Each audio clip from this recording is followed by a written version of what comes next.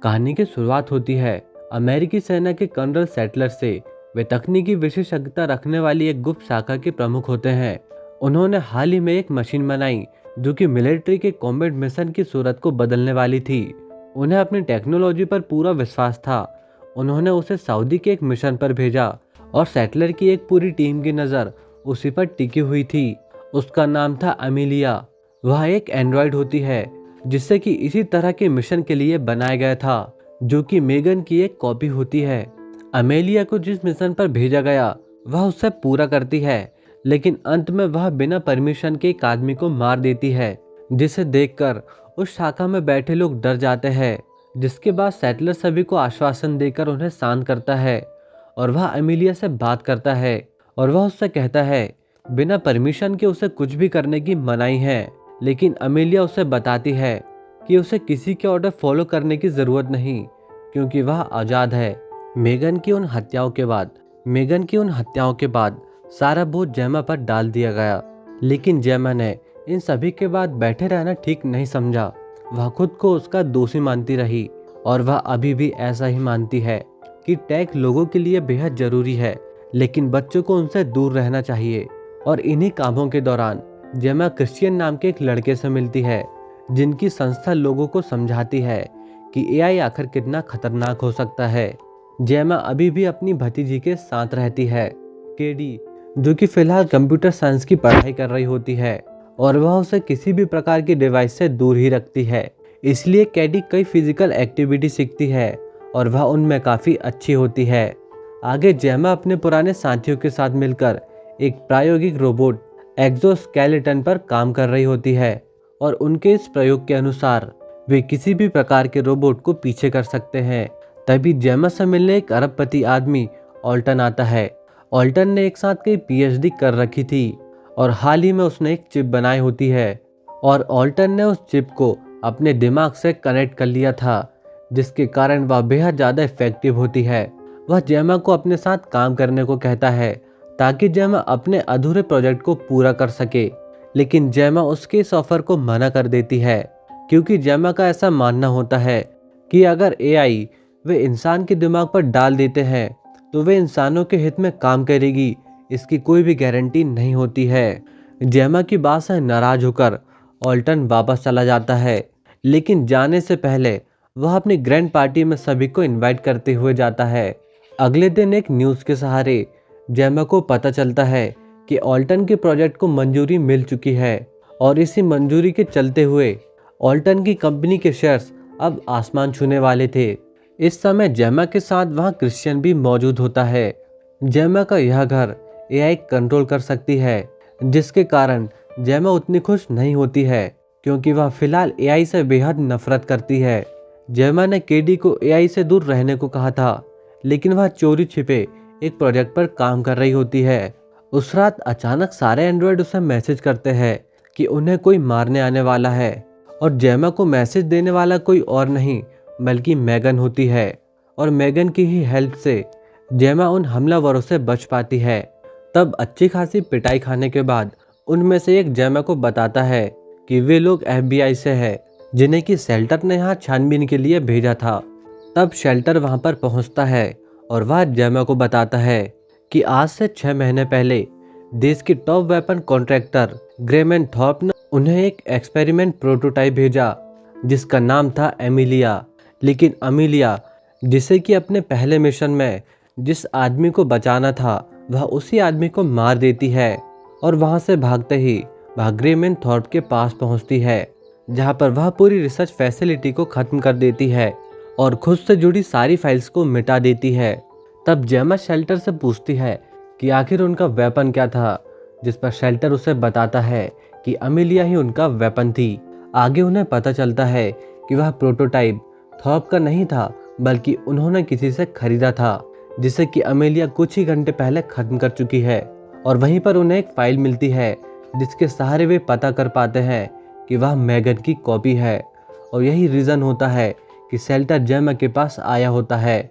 जेमा यह देखकर काफ़ी हैरान होती है, क्योंकि वह मेगन से जुड़े सारे सबूत को पहले ही मिटा चुकी थी। तो दूसरी ओर शेल्टर उस पर शक कर रहा होता है कि उसने मेगन को कहीं बचाए रखा और उसे बाद में बेच दिया। और एक अच्छी खासी धमकी देने के बाद शेल्टर वहां से चला जाता है और जाते जाते वह जेमा को समझाता है कि अमेलिया उससे जुड़े लोगों को धीरे धीरे मार रही है, तो वह अपना ध्यान रखे। शेटलर के जाने के बाद मेगन जेमा के सामने आती है, जिसके बाद दोनों के बीच पुरानी बातों को लेकर थोड़ी बहस होने लगती है। मेगन उसे बताती है कि वह पिछले 2 सालों से उस पर नजर रखे हुई थी। वह जेमा से एक डील करने को कहती है कि वह एमिलिया को रोकने में उसकी हेल्प करेगी, लेकिन बदले में जेमा को उसे एक बॉडी देनी होगी, क्योंकि मेगन भी फ्रीडम के साथ जीना चाहती है और जिस काम के लिए उसे बनाया गया था उस काम को बिना गलती किए पूरा करना चाहती है। जेमा यहाँ पर समझ पाती है कि अमेलिया को सिर्फ मेगन ही रोक सकती है, इसीलिए उसे मेगन की बात माननी पड़ती है। अगले दिन वह अपने साथियों के साथ उसे एक नई बॉडी देने की तैयारी करती है। टेस जेमा के इस प्लान को वापस अपने पैर पर कुल्हाड़ी मारना बताती है, लेकिन जेमा के पास यहाँ पर कोई और रास्ता नहीं होता है। आगे वे दोनों मिलकर मेगन के लिए एक बॉडी बना लेते हैं और मेगन को उस पर आने देते हैं। और यहाँ पर जो बॉडी उसे दी गई थी वो एक मॉक्सी रोबोट होता है, जिससे कि बच्चे खेला करते हैं। इसके अंदर आते ही मेगन इसे बाहर जाने की कोशिश करने लगती है, क्योंकि मेगन इस बॉडी के सहारे आखिर क्या ही कर पाएगी। लेकिन जेमा यह बात पहले से ही जानती थी कि मेगन को यह बॉडी पसंद नहीं आएगी और उसने इसका जुगाड़ पहले ही कर लिया था। जेमा उससे कहती है कि यह उसका ट्रायल है और अगर वह उसे विश्वास दिला देती है तो वह उसके लिए अच्छी बॉडी के बारे में एक बार जरूर सोचेगी। आगे मेगन अमेलिया की सारी फाइल पढ़ती है और जेमा से ऑल्टर की पार्टी में जाने को कहती है ताकि उन्हें और भी ज़्यादा जानकारी मिल सके। तब जेमा ऐसा ही करती है, वह रेडी होकर उसकी पार्टी पर जाने लगती है। और जैसा कि उन्होंने कैडी को मेगन के बारे में कुछ भी नहीं बताया था, तो जाते वक्त दोनों के बीच बहस होने लगती है, लेकिन जेमा उसे फिर भी कुछ नहीं बताती है। इधर पार्टी में पहुंचते ही मेगन जेमा से कहती है कि वह ऑल्टर पर ज़्यादा से ज़्यादा ध्यान दे और उसके साथ ही रहे। लेकिन यहाँ पर जेमा अकेली ही नहीं होती है जो कि ऑल्टर के लिए आई होती है, बल्कि अमेलिया यहाँ पर पहले ही पहुँच चुकी थी और वह जेमा से पहले ही ऑल्टर तक पहुँच जाती है। आगे जेमा अपने साथी कोल को भी देखती है जो कि इसी पार्टी में होता है। कोल यहाँ ऑल्टर के साथ डील करने वाला होता है। जेमा को इस बात का पता चलते ही दोनों के बीच बहस होने लगती है। इस समय कोल के पास ऑल्टर की कंपनी का एक स्वाइप कार्ड होता है। तब मेगन उनसे कहती है कि वे इस कार्ड के सहारे यहाँ के सर्वर रूम तक पहुँच सकते हैं और मेगन के कहने पर वे उस कार्ड के सहारे सर्वर रूम तक चले जाते हैं। और तभी हम शेल्टर को भी देखते हैं जो कि जेमा का पीछा करते हुए यहाँ तक पहुँच गया था। सर्वर रूम पहुँचते ही जेमा मेगन को वहाँ का एक्सेस लेने देती है और इसी के सहारे मेगन अमेलिया को ट्रेस कर पाती है और उन्हें पता चलता है कि अमेलिया इसी बिल्डिंग पर मौजूद है। तो दूसरी ओर अमेलिया ऑल्टर को फंसाकर उसके एआई को हैक कर लेती है और ऑल्टर को मार देती है। इस समय ऑल्टर के पास आधे अमेरिका का क्लाउड सिस्टम होता है और इस सिस्टम के सहारे वह पूरी इकोनॉमी को ही खत्म कर सकती है, जिससे कि कुछ दिनों में ही पूरी दुनिया खत्म हो जाएगी। और इससे पहले कि अमेलिया ऐसा कर पाती, मेगन उसके सिस्टम में पहुंचकर उसे रोक देती है। उनके ऐसा करने से अब एमिलिया को जेमा के बारे में पता होता है। तब उसे बचाने के लिए मेगन उसे भगाकर वापस घर ले आती है। तब हम देखते हैं कि अमेलिया जेमा के एक एंड्रॉयड को हैक कर घर पर कैडी को मारने की कोशिश करती है, लेकिन सही समय पर पहुंचकर वे लोग जैसे तैसे उसे बचा पाते हैं। जिसके बाद मेगन उन्हें एक खुफिया तहखाने तक लेकर जाती है, जिसे कि मेगन ने खुद बनाया था। और मेगन उन्हें बताती है कि अब बाहरी दुनिया में हलचल शुरू हो चुकी है और उनका बाहर रहना सेफ नहीं है। अमेलिया जो कि अब पूरी दुनिया तबाह करना चाहती है और इसकी खबर मेगन को पहले से ही थी और मेगन अच्छे से जानती है कि अमेलिया बेहद ज़्यादा पावरफुल है। इसीलिए मेगन ने उनके रहने का पूरा इंतजाम किया था और वह उन्हें बाहर जाने से मना कर देती है। यहाँ पर मेगन सिर्फ उन्हें सेफ रखना चाह रही होती है। मेगन फिलहाल कैडी से उतना ही प्यार करती है जितना कि वह उससे पहले किया करती थी। वह अपने टूटे फूटे शरीर के साथ कैडी के सामने आती है और वह उससे कहती है कि इसके पहले जो भी हुआ वह उसके लिए शर्मिंदा है और वह अब सिर्फ केडी को सेफ रखना चाहती है। तब केडी मेगन को समझाती है कि उसे जेमा की मदद करनी चाहिए ताकि जेमा बाहर के लोगों को बचा सके। तब केडी की बात मानते हुए मेगन सबकी हेल्प के लिए तैयार हो जाती है, जिसके बाद जेमा, कोल और टॉस मिलकर मेगन के लिए एक जबरदस्त बॉडी तैयार करते हैं। और यहाँ पर मेगन के पास बॉडी को रेडी करने के सारे इक्विपमेंट्स होते हैं। वे साथ मिलकर एक अच्छी बॉडी बना लेते हैं, लेकिन जेमा उस पर एक चिपसेट लगा देती है ताकि मेगन किसी भी इंसान को न मार सके। उस रात मेगन कोल के पास जाकर उससे माफ़ी मांगती है, क्योंकि लास्ट टाइम जब वे लोग मिले थे तो भाई साहब मरते मरते बचे थे। आगे मेगन अपना ड्रेसअप वगैरह करती है और अपने काम पर लग जाती है। मेगन आगे पता करती है कि अमेलिया के डाटा स्टोर में कुछ ऐसा है जो कि पूरी दुनिया के लिए सही नहीं और उसे सबसे छिपा कर रखा गया है।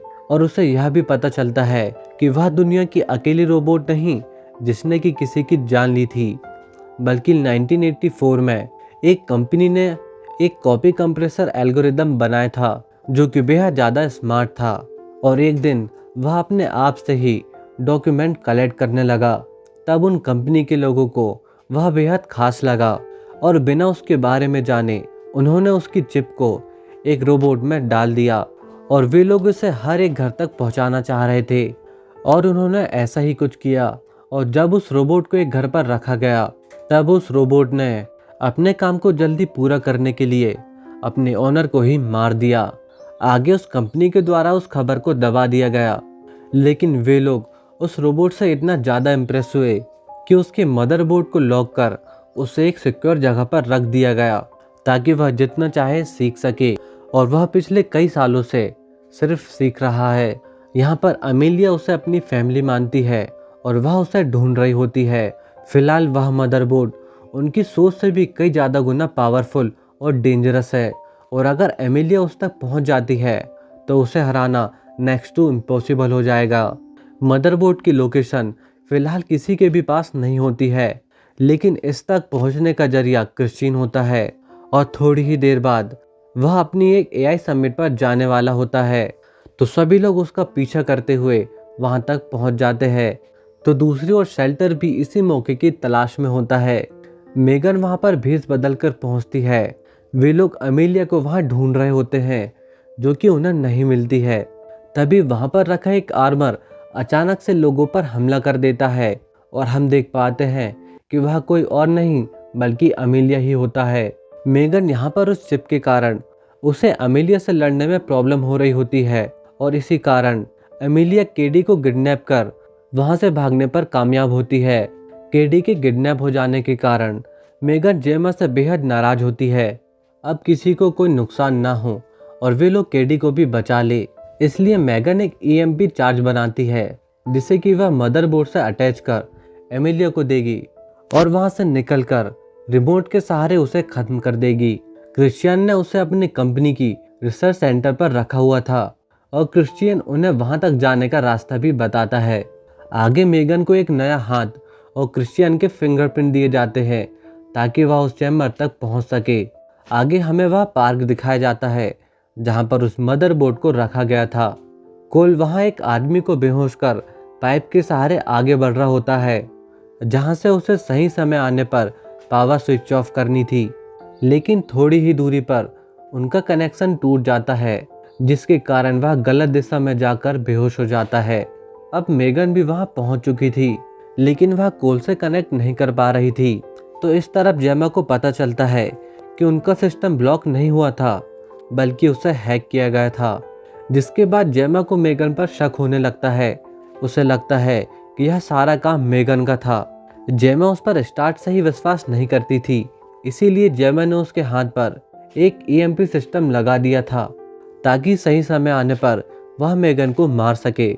यहाँ पर टोस उसे समझाती है कि हो सकता है कि जैसा वह सोच रही हो वैसा बिल्कुल ना हो, इसीलिए जेमा उस ईएमपी रिमोट को क्रिश्चियन को सौंप देती है और वह रिमोट को पाते ही क्रिश्चियन अचानक से बदल जाता है और वह एक गन उठाकर टॉस को मार देता है। और तब जेमा समझ पाती है कि इन सारी चीज़ों के पीछे क्रिश्चियन का हाथ है और अमेलिया को भी वही कंट्रोल कर रहा था।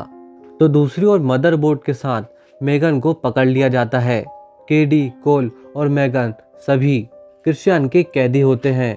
क्रिश्चियन जेमा को बताता है कि वह इस फैसिलिटी से एमिलिया की हर एक हरकत पर नजर रखे हुए था। क्रिश्चियन ने ही एमिलिया का यूज कर बताया कि एआई अब कितना खतरनाक हो चुका है और क्रिश्चियन ऐसा चाह रहा होता है कि ऐसी चीजों को समझदार लोगों के कंट्रोल पर ही रहना चाहिए और वह इसके लिए G20 के लीडरों से एक अप्रूवल चाह रहा होता है जिसके सहारे वह एआई को एलिमिनेट कर दे। यह सारी बातें होने के बाद वह जेमा को अपने साथ आने का ऑफर करता है, लेकिन जेमा इसे रिजेक्ट कर देती है और तभी वह जेमा की आंखों के सामने मेगन को डिस्ट्रॉय करवा देता है। जिसके बाद क्रिश्चियन जबरदस्ती ऑल्टर की उस चिप को जेमा पर इंस्टॉल करवा देता है और वह जेमा से कहता है कि वह आगे टोस और कॉल दोनों को मार देगा। और कुछ ही देर बाद उसकी वह G20 की मीटिंग स्टार्ट हो जाती है। जेमा पर चिप इंस्टॉल होते ही मेगन उससे पेयर हो जाती है और जेमा के साथ मर्ज होकर मेगन अब केडी को ढूंढने लगती है। इधर केडी और कोल साथ में होते हैं और वे लोग बचने के लिए मेगन की जगह गलती से एमिलिया को आज़ाद कर देते हैं। आज़ाद होते ही एमिलिया लोगों को मारना शुरू करती है और चारों ओर हंगामा मचा देती है। यह सारी चीजें देखने के बाद क्रिश्चियन सारे सबूत मिटाने के लिए वहां पर लगा हुआ टाइमर स्टार्ट कर देता है जिससे कि सारी बिल्डिंग ही तबाह हो जाएगी और उसके खिलाफ गवाही देने वाला कोई नहीं बचेगा। और क्रिश्चियन चुपचाप यहाँ से भागने लगता है, लेकिन जेमा और बाकी सभी लोग मिलकर क्रिश्चियन को रोक लेते हैं और तभी एमिलिया वहां पर आती है और वह उसे जान से मार देती है। एमिलिया क्रिश्चियन का हाथ काट कर उस मदरबोर्ड तक जाने का एक्सेस पाती है और वह उस मदरबोर्ड तक पहुंच जाती है और उससे पेयर हो जाती है। मेगन यहाँ पर उसे समझाने की कोशिश करती है, लेकिन वह उसकी कोई भी बात नहीं मानती है। उस मदरबोर्ड से पेयर होने के बाद एमिलिया न केवल बेहद ज़्यादा पावरफुल हो चुकी थी, बल्कि वह पास्ट और फ्यूचर को भी अच्छे से देख पा रही होती है। तब एमिलिया को ख़त्म करने के लिए मेगन खुद का सेक्रीफाइस करती है और अंत में उसे ख़त्म कर देती है। इस तरह मेगन अपना काम पूरा करती है। वे सभी लोग सेफ होते हैं। जेमा के पास अब सारे सबूत होते हैं, जिसे पेश करने के बाद जेमा गवर्नमेंट के सामने एक प्रस्ताव रखती है ताकि इन सभी चीज़ों के लिए रूल्स बनाए जा सके। इस घटना के कुछ समय बाद जेमा मेगन को उसके कंप्यूटर में पाती है, क्योंकि मेगन पहले ही इसका बैकअप बना चुकी थी।